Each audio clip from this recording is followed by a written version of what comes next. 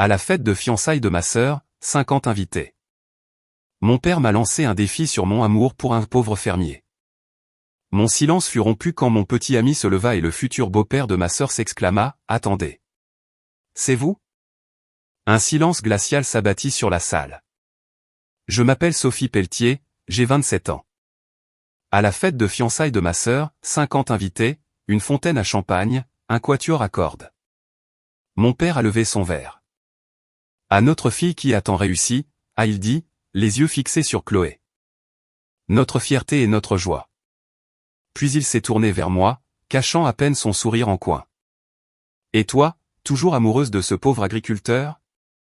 J'ai continué à manger en silence, car ils ne savaient pas que l'homme assis à mes côtés, celui qu'ils avaient placé près de la sortie des cuisines, celui sur lequel ils n'avaient jamais daigné poser la moindre question, avait discrètement façonné des choses qu'ils ne pouvaient même pas imaginer. Ils ignoraient ce qu'il avait bâti pendant qu'ils mesuraient la valeur des gens à l'aune de leur diplôme de droit et de leur salaire. Et quand le futur beau-père de ma sœur s'est levé, le visage livide, et a dit « Attendez, c'est vous », c'est à ce moment-là que 50 témoins ont regardé le monde soigneusement construit de mes parents voler en éclats en temps réel. Mais j'anticipe. Laissez-moi vous ramener là où tout a vraiment commencé. La famille Pelletier pratique le droit depuis 3 générations, depuis 1952 pour être exact. Mon grand-père a ouvert le cabinet à Lyon avec un seul bureau et un téléphone à cadran. Mon père l'a agrandi pour y intégrer 15 avocats et une suite d'angles en plein centre-ville. La salle d'attente est remplie de photographies encadrées de tous les avocats Pelletier qui ont porté le nom de la famille comme une armure. Mon grand-père dans son costume à rayures. Mon père recevant son diplôme de l'université Paris 2 Panthéon-Assas. Ma sœur Chloé a sa remise de diplôme de la faculté de droit de Lyon, rayonnante aux côtés de nos parents. Je ne figure sur aucune de ces photographies. Non pas parce que je n'ai pas obtenu de diplôme. Non pas parce que j'ai disparu, mais parce qu'à 19 ans, quand j'ai annoncé à mes parents que je voulais faire une école d'infirmière au lieu d'une école de droit, quelque chose s'est brisé. Ce soir-là, à table, ma mère a regardé mon père, la lumière se reflétant sur son bracelet en perles, et a dit « Marc, que vas-tu dire aux Lemaire ?» Les Lemaire étaient des amis de la famille. Des avocats, naturellement. Mon père n'a même pas levé les yeux de sa mallette. Je leur dirai que Sophie explore ses options. Explorer ses options. C'est la phrase qui m'a poursuivi pendant 8 ans. Je me souviens de la première réunion de famille après l'obtention de mon diplôme d'infirmière. J'avais 23 ans.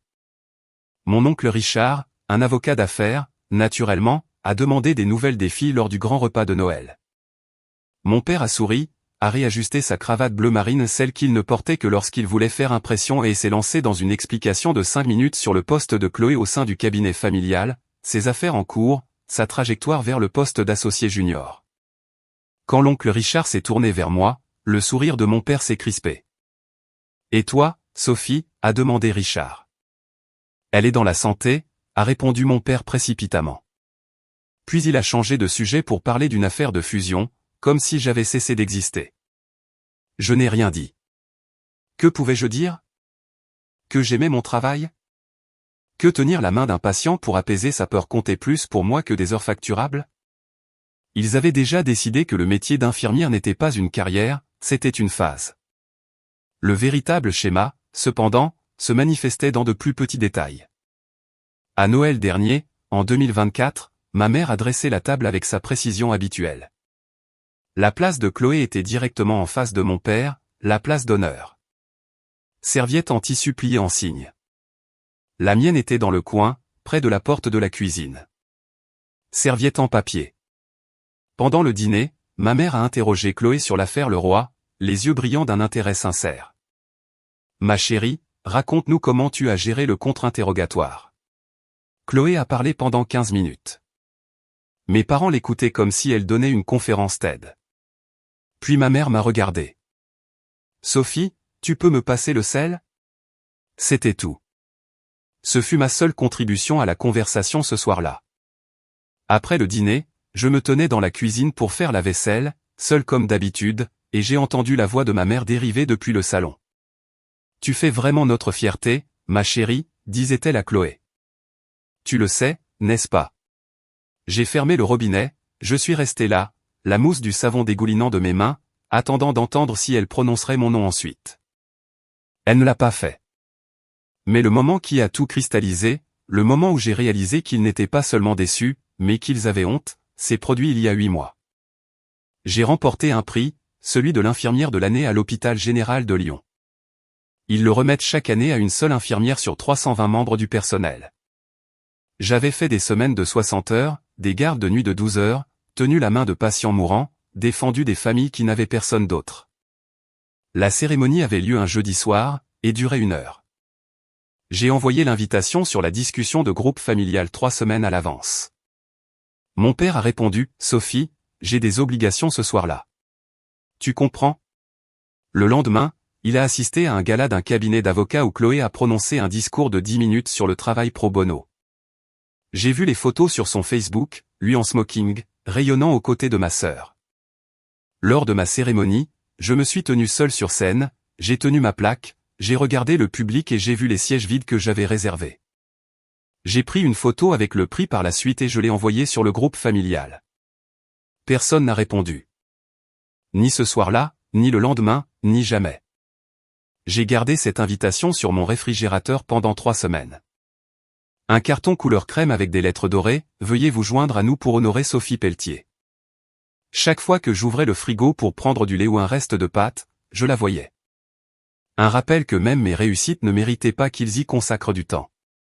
Alors, quand les gens me demandent pourquoi je n'ai pas pu parler de Lucas à mes parents, pourquoi je l'ai gardé à l'écart de ce monde-là, la réponse est simple. Ils n'ont jamais posé la question. Et même s'ils l'avaient fait, je ne suis pas sûr qu'ils auraient écouté. Vous êtes-vous déjà senti invisible dans votre propre famille? Non pas parce que vous avez fait quelque chose de mal, mais parce que vous avez choisi une voie différente. Laissez un commentaire si vous savez ce que ça fait. Parce que ce qui s'est passé ensuite m'a fait réaliser que je n'étais pas seul à ressentir cela. Ma sœur Chloé a 30 ans. Elle est magnifique, brillante, travaille 80 heures par semaine au cabinet Pelletier et gagne 145 000 € par an en tant qu'avocate pénaliste.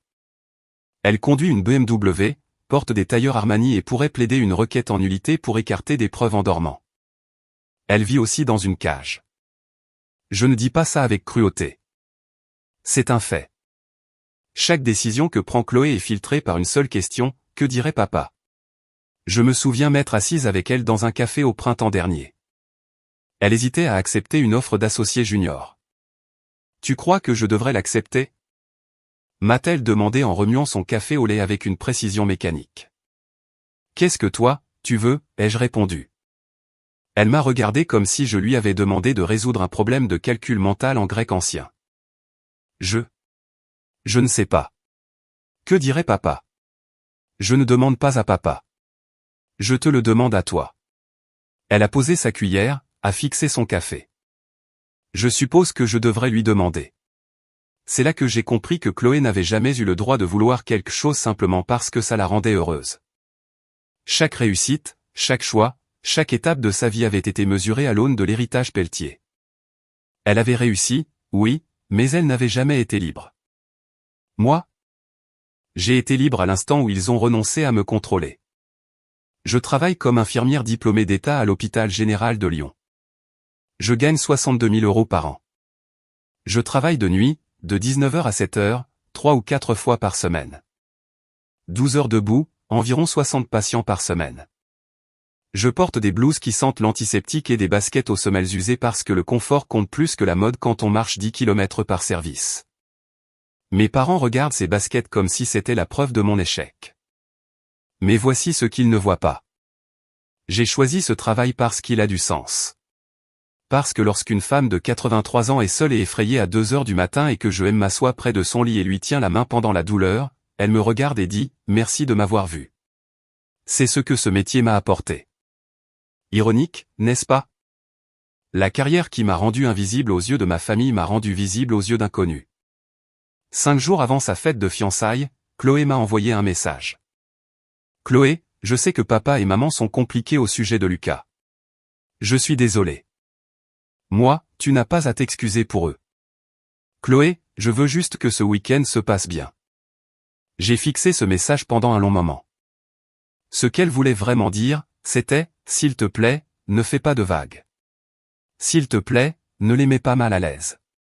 S'il te plaît, reste petite et silencieuse pour que je puisse avoir ma fête parfaite. Moi, je n'avais pas l'intention d'en faire. Moi, merci. Je t'aime. Chloé, je t'aime. Elle le pensait. Je savais qu'elle le pensait. Mais l'amour sans action n'est qu'un mot. Et Chloé n'avait jamais pris ma défense quand ça comptait vraiment. Alors non, je n'étais pas en colère contre ma sœur. J'étais triste pour elle, parce qu'elle était tellement occupée à être la fille qu'il voulait qu'elle en avait oublié de découvrir qui elle était vraiment. Et le pire, c'est qu'avant, j'étais jalouse d'elle. Je souhaitais être celle dont il se vantait, celle qu'il présentait en premier, celle dont les accomplissements les faisaient rayonner. Mais en lisant son message « Je t'aime », j'ai réalisé quelque chose. Je ne voulais plus de leur fierté. Je voulais juste qu'ils me considèrent comme suffisante. Pas comme une avocate, pas comme un échec, juste comme Sophie. Mais ce n'est pas ainsi que cette histoire allait se dérouler. J'ai rencontré Lucas Dubois il y a 18 mois au marché de la Croix-Rousse. C'était un samedi matin, à la fin de l'été. J'y étais allé pour acheter des tomates et du pain frais, et j'ai fini par rester devant son stand pendant 20 minutes à parler du sens du travail. Il vendait de la viande de bœuf bio issue de sa ferme familiale, 60 hectares dans la campagne auvergnate, 4 générations de Dubois élevant du bétail sur les mêmes terres. Ses mains étaient calleuses. Sa chemise à carreaux avait une petite déchirure près du col. Il souriait quand il parlait aux clients, surtout aux femmes âgées qu'il interrogeait sur les techniques de pâturage de son grand-père. La plupart des gens demandent ce que je fais pour gagner ma vie, m'a-t-il dit ce premier jour, en me tendant un paquet de viande hachée enveloppé dans du papier craft. Vous avez demandé ce que je fais qui a du sens. C'est rare. J'ai regardé la table en bois derrière laquelle il se tenait. Simple, usée. Une petite pancarte peinte indiquait « Ferme familiale Dubois, fondée en 1924 ». Je suis infirmière, ai-je répondu. On me pose aussi souvent des questions sur mon salaire. Comme si c'était la seule chose qui définissait le métier. Il a hoché la tête, a souri. Vous avez compris. Puis nous avons échangé nos numéros, commencé à nous envoyer des messages, et avons eu notre vrai premier rendez-vous 2 semaines plus tard dans une brasserie qui servait des crêpes de la taille d'une assiette. Il m'a parlé de la ferme, de son choix de revenir après ses études universitaires au lieu d'accepter un poste dans une grande entreprise à la Défense, et de la façon dont son grand-père lui avait appris que l'héritage, ce n'est pas une question d'argent. C'est ce qu'on laisse derrière soi pour ceux qui nous suivent. Je lui ai parlé de ma famille, de la dynastie d'avocats, du sentiment d'être une déception parce que j'avais choisi les soins infirmiers plutôt que les tribunaux. Lucas a écouté sans m'interrompre. Quand j'ai fini, il a dit quelque chose que je n'ai jamais oublié, tu n'as pas à me les expliquer. Je sais ce que c'est que d'être mesuré sur la mauvaise balance. J'ai voulu lui demander ce qu'il voulait dire, qu'il avait mesuré, mais il a changé de sujet, et j'ai laissé couler. Certaines personnes portent une douleur silencieuse, et il ne faut pas insister. Au cours des 18 mois qui ont suivi, j'ai appris quelques petites choses sur Lucas Dubois. Il était humble d'une manière qui semblait presque délibérée. Il ne parlait pas d'argent, ne lâchait pas de noms célèbres, ne frimait pas. Il conduisait un pick-up Ford vieux de 10 ans, tournait avec les 3 mêmes chemises à carreaux, vivait dans une petite ferme avec son chien, un border collie nommé Luna. Mais il y avait des incohérences, de petits détails qui ne collaient pas tout à fait avec le cliché du pauvre paysan que mes parents s'étaient construits sans jamais l'avoir rencontré. Un jour, j'ai vu une notification par email sur son téléphone, TR, revue de demande de subvention, réunion du conseil de la Fondation Dubois. Pourquoi quelqu'un t'envoie un email au sujet d'une réunion du conseil d'une fondation? Ai-je demandé innocemment. Il a haussé les épaules. Un vieux projet, rien de passionnant. Une autre fois, j'ai remarqué qu'il avait un MacBook Pro, flambant neuf, le modèle le plus cher avec le maximum de mémoire RAM. Pas vraiment l'équipement standard pour quelqu'un qui est censé joindre les deux bouts. Et puis, il y avait sa façon de parler. Pas seulement instruit. Beaucoup de gens sont instruits, mais c'était précis, réfléchi, comme quelqu'un qui avait passé du temps dans des pièces où les mots ont un vrai poids. As-tu déjà pensé à faire autre chose que de l'agriculture, lui ai-je demandé une fois, allongé sur une couverture dans son champ, en regardant les nuages. Tous les jours, a-t-il répondu doucement. Mais c'est ça qui compte pour moi, le travail, la terre, faire quelque chose de vrai. On dirait que tu as déjà fait autre chose avant. Il a souri. Peut-être. Je n'ai pas insisté. Parce que voici la vérité, je me fichais de savoir si Lucas cachait quelque chose. Ce qui m'importait, c'était qu'il me voyait. Quand je lui parlais de mes pires nuits de garde, des patients que je n'avais pas pu sauver, des familles que je n'avais pas pu réconforter, il écoutait comme si c'était important. Mes parents n'ont jamais posé la moindre question sur lui au-delà des bases. Tu sors toujours avec cet agriculteur, m'a demandé ma mère au téléphone début octobre. Il s'appelle Lucas. Ah oui, Lucas. C'est sérieux? Ça fait plus d'1 an, maman. Silence. Eh bien, tu sais ce qui est bon pour toi, je suppose. C'était tout. C'était l'étendue de son intérêt. Mon père était pire. Lors d'un dîner de famille en novembre, il a demandé « Que fait cet individu, Lucas, dans la vie ?» Il gère une ferme, il élève du bétail. Mon père a haussé les sourcils. Et c'est financièrement viable? Il s'en sort. Je vois. Il a bu une gorgée de vin. La conversation était terminée. Ils n'ont jamais demandé où se trouvait la ferme, combien d'hectares elle faisait, ce que Lucas avait étudié à la fac, s'il avait de la famille, s'il me rendait heureuse. Ils ont vu un agriculteur et ont rendu leur jugement. Et ce jugement, c'était qu'il n'était pas assez bien pour une pelletier. Alors, quand l'invitation à la fête de fiançailles de Chloé est arrivée, je savais déjà comment ça allait se passer.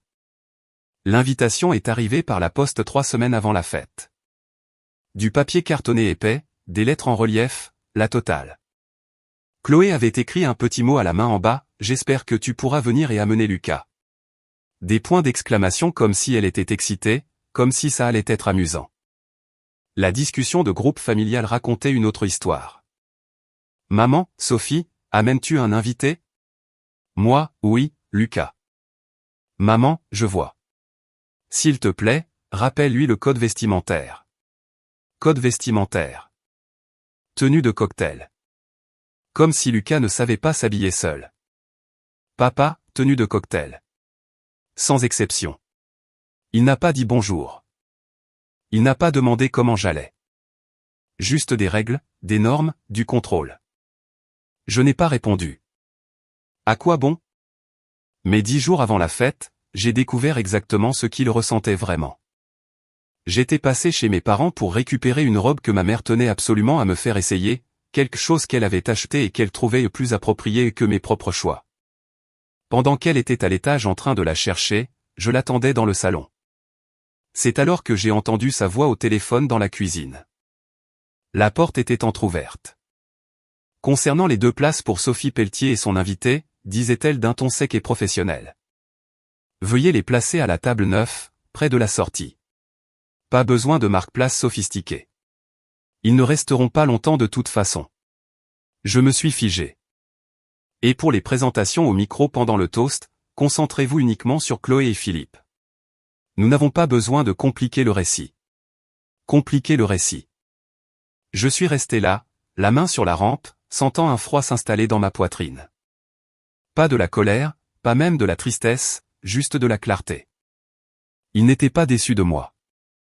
Ils avaient honte de moi. Et ils essayaient activement de me cacher. Ma mère est descendue 1 minute plus tard, souriante, tenant une robe bleu marine. « Oh, parfait, tu es là. » Et c'est ça. Je l'ai regardé, j'ai regardé le bracelet en perles à son poignet, celui qu'elle ne portait que lorsqu'elle voulait impressionner les gens. Ses cheveux parfaitement coiffés, ce sourire qui n'atteignait pas ses yeux. « Tu l'as trouvé ?» ai-je demandé. « La robe ? » « Oui, juste ici. »« Non, le plan de table pour la fête. » Son sourire a vacillé l'espace d'1 seconde. Puis elle s'est reprise. « Oh, nous sommes encore en train de finaliser les détails. Tu sais ce que c'est. » J'ai pris la robe. La table 9. Elle a cligné des yeux. « Pardon ? » Tu nous places à la table 9, près de la sortie. Son visage est devenu soigneusement inexpressif. Sophie, il y a 50 invités. Nous devons bien asseoir des gens quelque part près de la cuisine, à l'écart des VIP. Ce n'est pas, elle s'est interrompue, recomposant son expression. C'est juste de la logistique, ma chérie. J'ai hoché lentement la tête, lui rendant la robe. Je porterai la mienne, mais celle-ci est Je porterai la mienne, ai-je répété, calmement, fermement. Je suis parti sans l'essayer. Ce soir-là, je me suis assise dans la cuisine de mon appartement en fixant l'invitation sur mon plan de travail. Lucas était à la ferme, mais nous avions prévu de nous parler plus tard.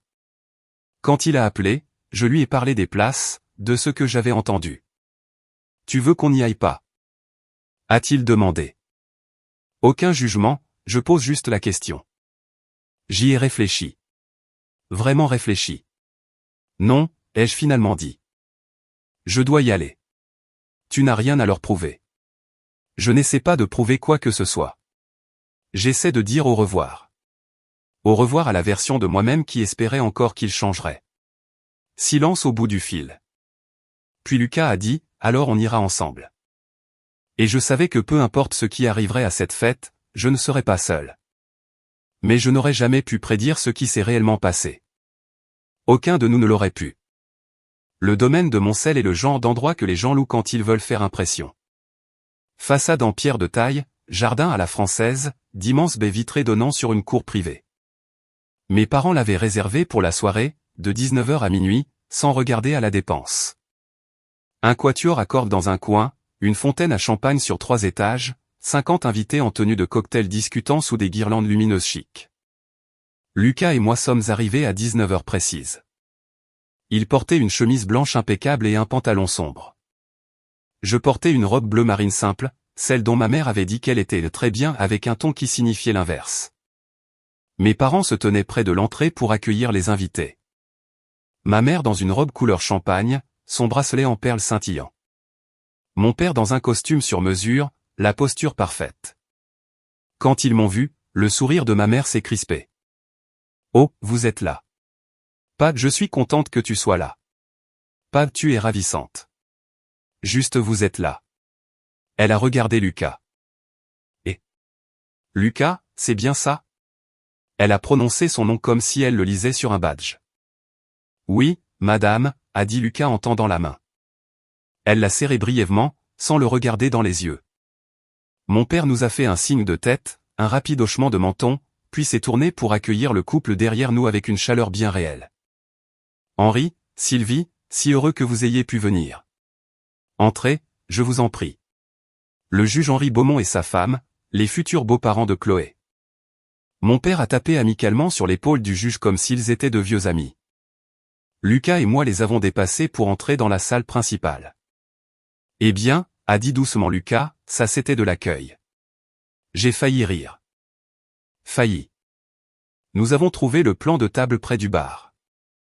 Une calligraphie élégante sur un tableau au cadre doré. Table 1, Chloé Pelletier, Philippe Beaumont, le juge Henri Beaumont, Sylvie Beaumont, maître Marc Pelletier, la juge Valérie Pelletier. Les VIP. Table 2 à 7, un mélange d'avocats, quelques médecins, des chefs d'entreprise, des gens que mes parents voulaient impressionner. Table 8, de la famille éloignée venue de Bretagne. Table 9, Sophie Pelletier, Lucas Dubois, et 2 autres couples que je reconnaissais vaguement comme des amis de fac de Chloé à qui elle n'avait pas parlé depuis des années. Près de la sortie, ai-je murmuré. Lucas a lu le plan de table. Sa mâchoire s'est très légèrement contractée, mais il n'a rien dit. Il a juste posé sa main dans le bas de mon dos, douce, rassurante, et m'a guidé vers notre table. La table 9 était exactement là où ma mère l'avait décrite. Dans le coin au fond à droite, tout près des portes de la cuisine, à côté du couloir menant aux toilettes et à la sortie de secours. Pas de centre de table florale comme sur les tables 1 à 7. Juste une petite bougie et un peu de verdure.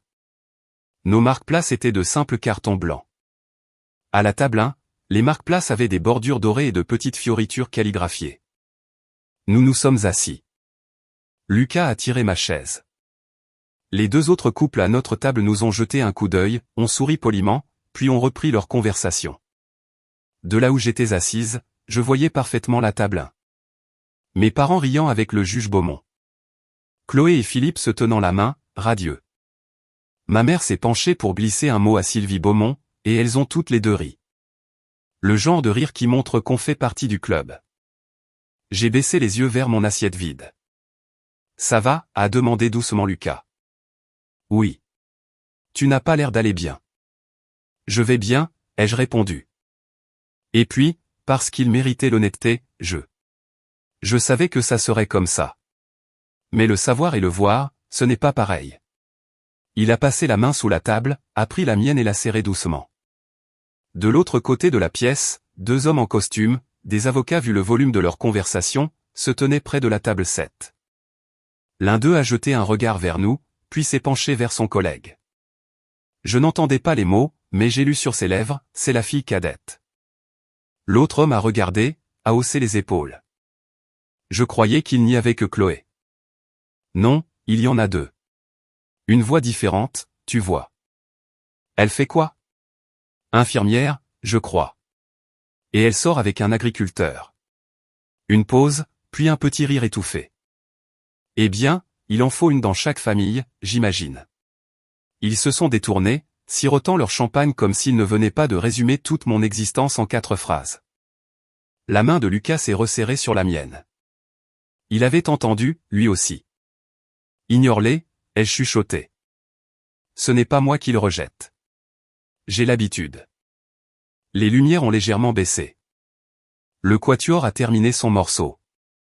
Un homme en smoking, le maître de cérémonie embauché par mes parents, s'est approché d'un micro près de la table 1. Bonsoir à tous, a-t-il dit d'une voix suave et travaillée. Si vous voulez bien prendre place, nous allons commencer. Les 50 personnes se sont installées, le silence s'est fait, et c'est là que je l'ai vu.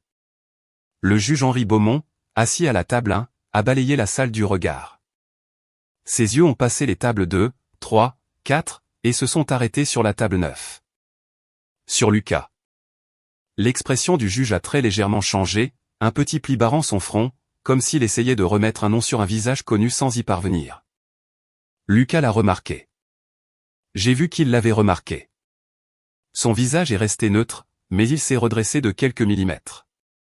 Le juge Beaumont l'a dévisagé une seconde de plus, puis s'est tourné vers sa femme, lui a murmuré quelque chose que je n'ai pas pu entendre, mais il n'a cessé de jeter des coups d'œil dans notre direction. 3 fois en 2 minutes. Tu le connais, ai-je murmuré à Lucas. On s'est déjà rencontrés, a répondu doucement Lucas. Quand? Il y a un moment. Avant que je ne puisse en demander plus, l'animateur a repris la parole. Et maintenant, pour introduire les familles de nos invités d'honneur, veuillez applaudir Maître Marc Pelletier et la juge Valérie Pelletier, les parents de la mariée. Applaudissements. Mes parents se sont levés, saluant gracieusement. L'animateur a poursuivi, Maître Pelletier est un avocat de renom ici à Lyon, et la juge Pelletier siège à la cour d'appel. Ensemble, ils ont bâti un héritage d'excellence dans le domaine du droit. Ou vos applaudissements.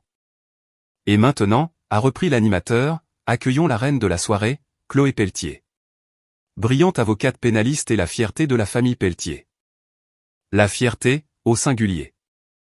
Il ne m'a pas mentionné. Chloé s'est levée, rougissante, sous les applaudissements. Philippe lui a embrassé la joue. Et son fiancé, Philippe Beaumont, étoile montante du parquet de la République. Applaudissements. L'animateur a fait un geste vers le juge Beaumont. Sans oublier, bien sûr, le père de Philippe, l'honorable juge Henri Beaumont, dont la carrière à la Cour de cassation parle d'elle-même. Ovation debout pour le juge. Il a souri, modeste, et a fait un geste de la main. L'animateur a conclu, quelle assemblée remarquable de personnes s'y accomplit. Maître Pelletier va maintenant nous dire quelques mots. Mon père s'est levé, a ajusté sa cravate, a pris sa flûte de champagne, et 50 personnes se sont tournées pour l'écouter. Mon père a toujours su captiver un auditoire. C'est un talent aiguisé par 30 ans de plaidoirie et de dîner d'affaires. Il se tenait à la table 1, son verre levé, un sourire chaleureux et sincère en regardant Chloé. Tout d'abord, a-t-il commencé, je tiens à vous remercier tous d'être ici ce soir. 50 de nos plus proches amis et membres de notre famille, réunis pour célébrer une occasion vraiment spéciale. Il a fait une pause, laissant le silence attentif s'installer dans la pièce. Aujourd'hui, je me tiens ici en tant que père, a-t-il poursuivi. Et si vous m'aviez demandé il y a 30 ans ce que je souhaitais pour mes enfants, je vous aurais répondu, j'espère qu'ils comprendront ce que signifie bâtir quelque chose de grand, honorer un héritage, contribuer à quelque chose de plus grand qu'eux-mêmes. Il a regardé Chloé, sa voix s'est adoucie. Chloé a toujours compris cela. Depuis le jour où elle a choisi ses études de droit, jusqu'au jour où elle a rejoint notre cabinet, et jusqu'à aujourd'hui, en la voyant s'engager avec un homme qui partage ces mêmes valeurs. Je n'ai jamais été aussi fier. Des murmures d'approbation ont parcouru la salle. Quelqu'un a lancé « Bravo ». Le sourire de mon père s'est élargi. À notre fille qui a tant réussi, notre fierté et notre joie. Il a levé son verre plus haut. Les 50 invités ont levé le leur en réponse. Et puis ses yeux ont glissé vers moi. Le sourire est resté, mais quelque chose derrière a changé, quelque chose de plus froid. Je tiens aussi à souligner, a-t-il dit lentement, que chaque famille est différente. Chaque enfant choisit sa propre voie. La pièce est devenue plus silencieuse. Les gens ont senti le changement de ton. Ma fille cadette, Sophie, a-t-il continué en faisant un vague geste dans ma direction, a choisi une voie différente. Elle est infirmière. Une profession respectable, assurément. Une pause, juste assez longue pour laisser le mot respectable flotter dans l'air, comme on décerne un prix de participation. Elle travaille dur. Je suis sûr qu'elle y trouve son accomplissement personnel. Nouvelle pause. Quelqu'un a toussé. Le son a résonné. Le sourire en coin de mon père était si subtil que, si vous ne le cherchiez pas, vous le manquiez. Mais je l'ai vu. Chloé l'a vu. Et vu la façon dont la main de Lucas s'est crispée sur sa fourchette, il l'a vu aussi. Et Sophie est en couple, a ajouté mon père, son ton devenant presque amusé. Avec un agriculteur, si je ne me trompe pas, quelques personnes ont ri doucement. Un rire poli, nerveux. Et toi, Sophie, a-t-il dit en me regardant droit dans les yeux cette fois. La question a claqué comme une gifle. 50 personnes se sont tournées pour me regarder. Je n'ai pas bougé, je n'ai pas bronché, j'ai juste gardé ma fourchette à la main, mon visage soigneusement neutre. Mon père n'a pas attendu de réponse. Il s'est tourné vers la salle, levant son verre encore plus haut. J'ai appris au fil des années, a-t-il repris d'une voix redevenue mielleuse, que certaines voix mènent au succès. Il a fait une pause, laissant peser le mot. Et que d'autres mènent au contentement personnel. Il m'a souri. Le genre de sourire qui se veut bienveillant mais qui transpire la pitié. Aujourd'hui, nous célébrons la voie du succès. À Chloé, notre héritage en action, notre fierté et notre joie. 50 verres se sont levés, 50 personnes ont trinqué. Le visage de ma sœur était rouge cramoisi. Pas de bonheur, de honte. Philippe avait l'air mal à l'aise, remuant sur sa chaise. Mais mes parents, eux, avaient l'air satisfaits. La pièce a explosé d'applaudissements. Les gens se sont levés, ont fait teinter leurs verres. Mon père s'est rassis, acceptant les poignées de main et les tapes dans le dos. Et moi, j'étais assise à la table 9, fixant mon saumon intact, sentant 50 paires d'yeux braqués sur moi. Une larme a commencé à perler. Je l'ai chassée en clignant des yeux avant qu'elle ne coule. Lucas s'est penché vers moi. On peut partir. Non, ai-je répondu. Sophie. Je vais bien. Je n'allais pas bien du tout, mais je n'allais pas leur donner la satisfaction de me voir craquer. J'ai coupé un morceau de saumon, je l'ai mis dans ma bouche, j'ai mâché, j'ai avalé. De l'autre côté de la pièce, quelqu'un a ri. Les conversations ont repris. Le moment était passé. Sauf que non. Parce que Lucas a posé sa serviette et s'est levé. La table à côté de nous a fait silence en premier, puis celle d'à côté.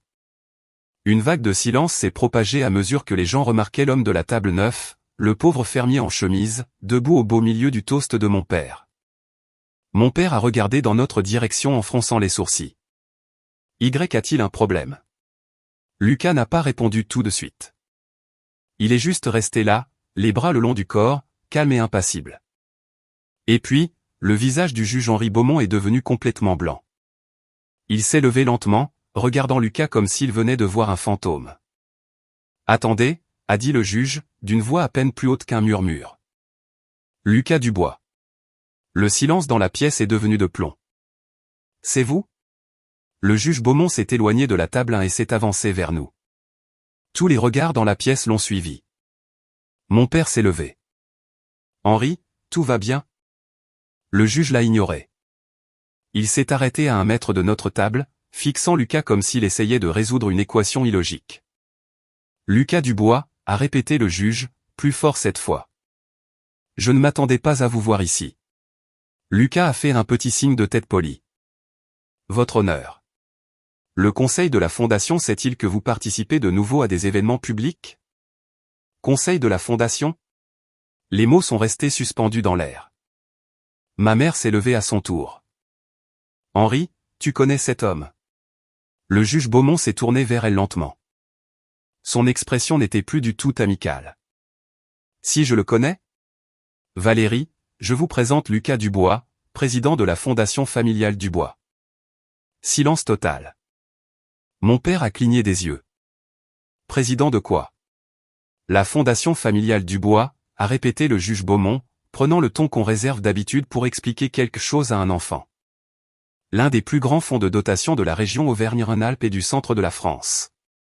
1,5 milliard d'euros d'actifs. 60 programmes éducatifs répartis sur tout le territoire. Quelqu'un a eu le souffle coupé. Je crois que c'était l'un des avocats de la table 7. Le juge Beaumont a continué. Lucas et moi travaillons ensemble depuis 6 ans. J'ai cofondé la fondation avec son grand-père en 1998. Le visage de mon père avait blêmi. Je ne savais pas, non, a dit le juge d'un ton sec. Vous n'avez pas posé la question. Ma mère m'a regardé, puis Lucas, puis le juge. Mais il a dit qu'il était agriculteur. Il est agriculteur, a rétorqué le juge Beaumont. Il gère la ferme historique de la famille Dubois, 60 hectares, dans sa famille depuis 4 générations. Il a regardé Lucas. Mais c'est aussi l'un des hommes les plus intègres que je connaisse. Il a refusé 3 postes dans des conseils d'administration de multinationales rien que l'année dernière parce qu'il voulait se concentrer sur les initiatives d'éducation en milieu rural de sa fondation. Une femme à la table 4, que j'ai vaguement reconnue comme une consoeur avocate, a pris la parole. La Fondation Dubois. Ce sont eux qui ont financé le programme de bourse pour les infirmières en zone rurale, n'est-ce pas? Le juge Beaumont a hoché la tête. Entre autres choses. Le mois dernier, Lucas a engagé 11 millions d'euros pour étendre ce programme. Il estime que les infirmières sont la colonne vertébrale du système de santé. Il a jeté un coup d'œil vers moi. Il semble qu'il voit de la valeur là où d'autres n'en voient pas. La pièce était si silencieuse que je pouvais entendre les battements de mon propre cœur. Mon père a finalement retrouvé sa voix. Lucas, Nous n'en avions aucune idée. Lucas l'a regardé, calme, inébranlable. Avec tout mon respect, maître Pelletier, a-t-il dit calmement, on ne me l'a jamais demandé. En 18 mois, personne dans cette famille ne m'a demandé ce que je faisais, ce qui m'importait, ou qui j'étais. Vous avez vu un agriculteur et avez décidé que c'était tout ce qu'il y avait à savoir. Il a fait une pause. A laissé la phrase faire son effet. Cela en dit bien plus sur votre façon d'évaluer les gens que sur moi-même. Personne n'a bougé. Le juge Beaumont a repris la parole, son ton désormais cinglant. Marc, il y a 2 semaines, j'ai invité Lucas à siéger au conseil consultatif de la cour d'appel. Tu sais ce qu'il m'a répondu? Mon père a secoué la tête, muet. Il a dit non. Il m'a dit qu'il préférait se concentrer sur la nouvelle initiative de santé rurale de la Fondation. Cet homme a refusé plus de postes prestigieux que la plupart des gens ne s'en verront jamais offrir. L'expression du juge s'est durcie. Et toi, devant 50 personnes, tu as humilié ta propre fille parce qu'elle sortait avec lui. Ma mère a porté la main à sa bouche. Chloé s'est levée, des larmes coulant sur son visage. Sophie, a-t-elle dit, la voix brisée. Je suis tellement désolé. Philippe s'est levé aussi. Il a regardé son père, puis mes parents. Je crois, a-t-il dit prudemment, que nous devrions suspendre cette soirée. Mais le juge Beaumont n'en avait pas terminé. Tu veux savoir sur quoi Lucas et moi travaillions le mois dernier, a-t-il demandé à mon père. Nous examinions des demandes de subventions pour des hôpitaux ruraux. Tu sais ce qu'il m'a dit? Il a dit, les gens qui font le vrai travail, les infirmières, les aides-soignants, le personnel que personne ne voit, ils méritent notre soutien. Ce sont eux qui maintiennent le système à flot. Il m'a regardé. Je ne pouvais plus parler. Je ne pouvais plus bouger. Lucas a fait un pas en avant, s'adressant à la salle. Je ne suis pas venu ici ce soir pour faire un scandale, a-t-il dit. Sa voix était posée, mais elle portait. Je suis venu parce que Sophie me l'a demandé, parce qu'elle est profondément gentille et loyale, même envers des gens qui ne la voient pas. Il s'est tourné vers mes parents. Vous avez passé 18 mois à me juger sans jamais me poser une seule question. Vous avez décidé que je n'étais pas assez bien à cause de mes bottes et de mon pick-up, et c'est votre perte. Mais ce que vous avez fait à Sophie, mépriser sa carrière, ses choix, sa valeur. Ça, je ne peux pas l'ignorer. Mon père a ouvert la bouche, puis l'a refermée. Elle tient la main des gens quand ils meurent, a continué Lucas. Elle se bat pour des familles qui n'ont personne d'autre. Elle travaille 12 heures debout par nuit, rentre chez elle épuisée, et trouve encore le temps de se soucier des autres.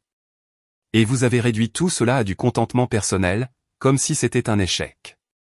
Le silence s'est étiré. Puis ma mère a pris la parole, la voix tremblante. Sophie, nous ne voulions pas. Si, vous le vouliez, ai-je dit. C'était la première fois que je parlais depuis le toast de mon père.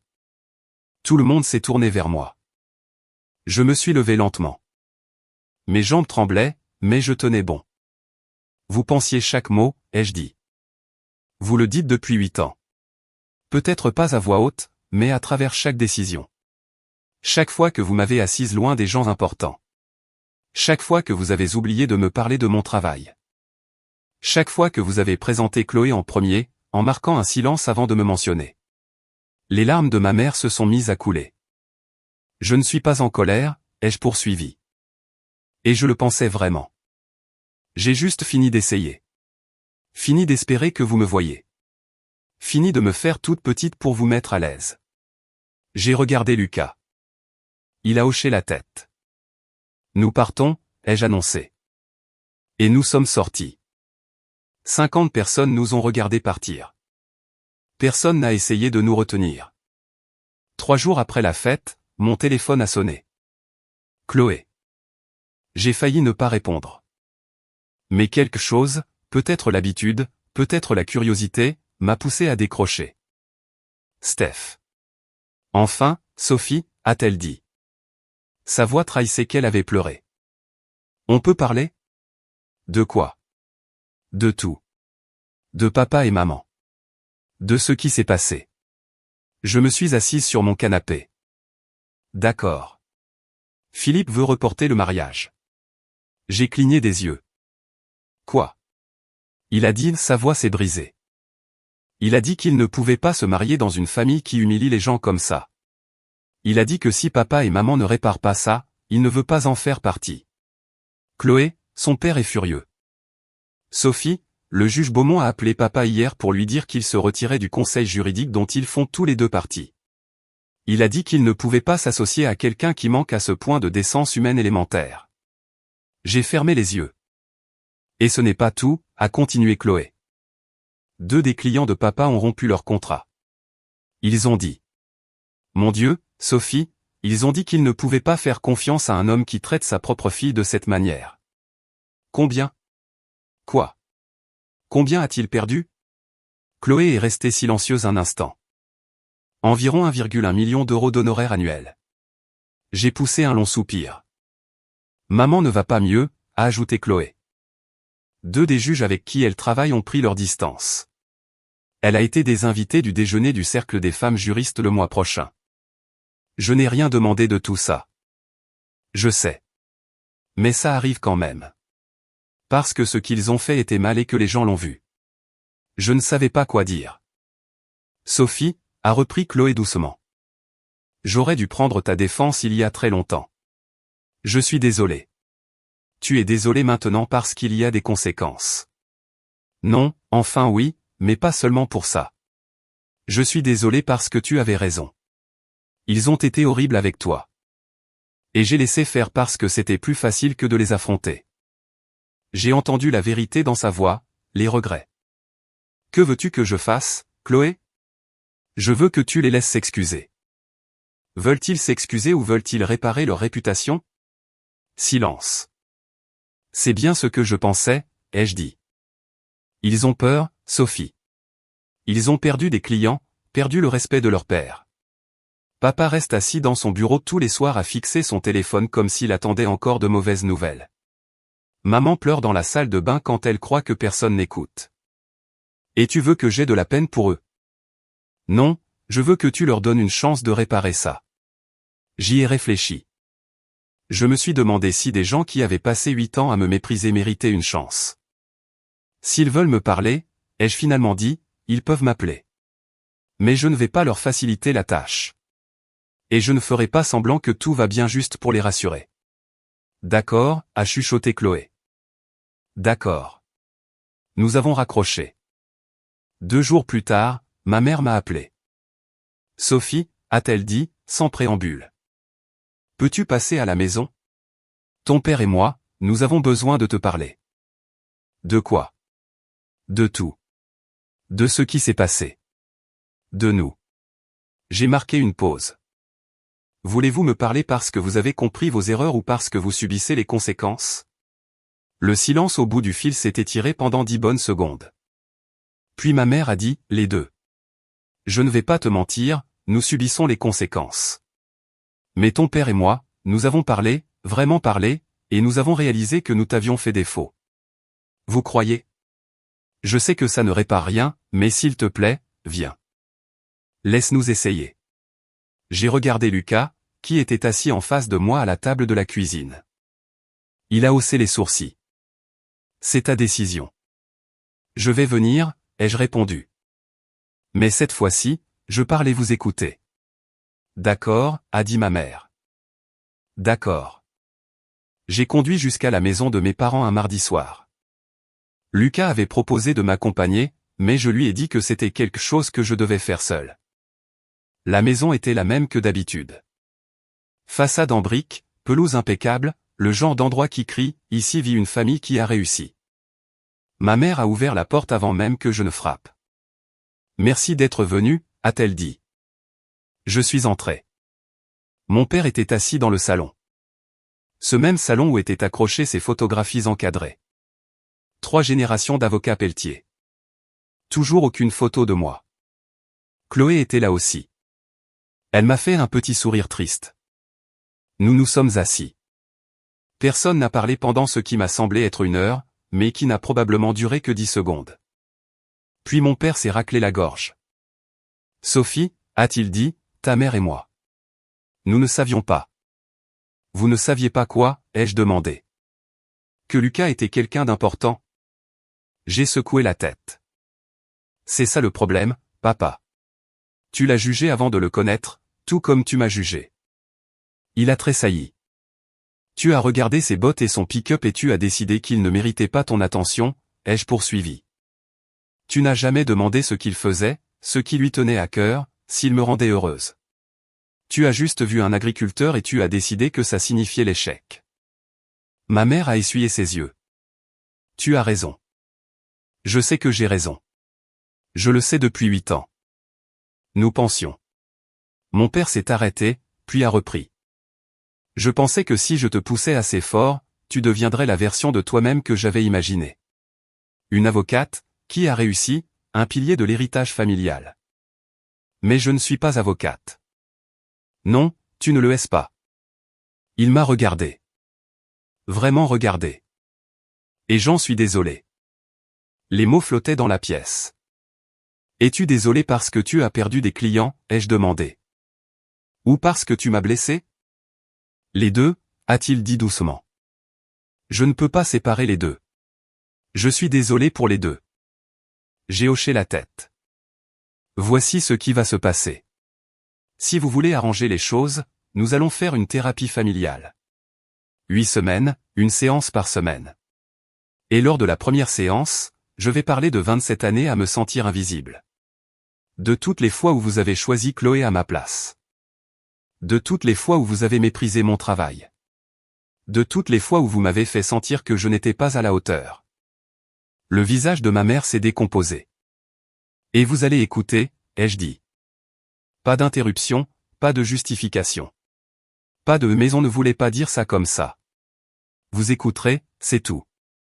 Mon père a hoché la tête. D'accord. Et si vous ne pouvez pas vous engager à faire ça, si vous ne pouvez pas vous asseoir dans une pièce et entendre à quel point vous m'avez fait souffrir, alors c'est terminé. Je serai poli lors des repas de famille. J'enverrai des cartes d'anniversaire. Mais ça s'arrêtera là. Nous le ferons, s'est empressé de dire ma mère. Nous ferons tout ce qu'il faut. J'ai regardé Chloé. Elle pleurait silencieusement. Et toi, lui ai-je dit. Tu dois découvrir qui tu es en dehors de leurs attentes, parce que tu as passé 30 ans à être la fille parfaite, et je ne suis pas sûr que tu saches ce que tu veux vraiment. Elle a hoché la tête. Je sais. Je me suis levé. Je vous vois la semaine prochaine. Le psychiatre s'appelle le docteur Rousseau. J'ai déjà pris rendez-vous pour la première séance. Je me suis dirigé vers la porte. Sophie a appelé mon père. Je me suis retourné. Je suis fier de toi, a-t-il dit. J'aurais dû le dire il y a très longtemps, mais je te le dis maintenant. Je suis fier de toi. Je n'ai rien répondu. J'ai juste hoché la tête et je suis sorti. Lucas m'attendait dans son pick-up à l'extérieur. Quand je suis monté, il a demandé « Comment te sens-tu » ? Libre, ai-je répondu. Pour la première fois de ma vie, je me sens libre. Il a souri et a démarré le moteur. Alors que nous nous éloignions, j'ai jeté un dernier regard à la maison, et j'ai réalisé quelque chose. Je n'avais plus besoin qu'il voie ma valeur, parce que je la voyais enfin moi-même. Alors voilà ce que j'ai appris de tout cela. La valeur ne se mesure pas à un salaire. Elle ne se mesure pas à des titres ronflants, à des diplômes de droit ou au nombre de personnes qui connaissent votre nom. Elle se mesure à la façon dont vous traitez les gens quand personne ne regarde. Lucas m'a appris ça. Il avait bâti une vie pleine de sens, discrètement, humblement, pendant que mes parents étaient occupés à mesurer le succès en euros et en prestige. Et moi, j'ai passé 8 ans à essayer de gagner l'amour de gens qui s'étaient fait une opinion sur moi avant même que j'ai eu ma chance. Mais j'ai fini avec ça maintenant. Mes parents et moi suivons notre thérapie. Certaines semaines sont difficiles. D'autres, nous faisons des progrès. Je ne sais pas si nous aurons un jour la relation que je désirais autrefois, mais j'ai appris que vouloir quelque chose ne signifie pas que cela m'est dû. Chloé a reporté son mariage. Pas annulé, reporté. Elle et Philippe travaillent sur ce que signifie construire un mariage basé sur l'honnêteté plutôt que sur les apparences. Et Lucas, il est toujours Lucas. Il continue de s'occuper de sa ferme, de diriger la fondation, et refuse toujours de laisser sa richesse le définir. Nous sommes toujours ensemble. Nos 18 mois se sont transformés en 2 ans, peut-être plus à venir. Il m'a demandé l'autre jour, « Regrettes-tu d'être allé à cette fête ?» J'y ai repensé. À l'humiliation, au toast, au moment où tout s'est effondré devant 50 personnes. Non, ai-je dit, parce que cela a forcé la vérité à éclater au grand jour. Et parfois, c'est la seule façon pour que les choses changent.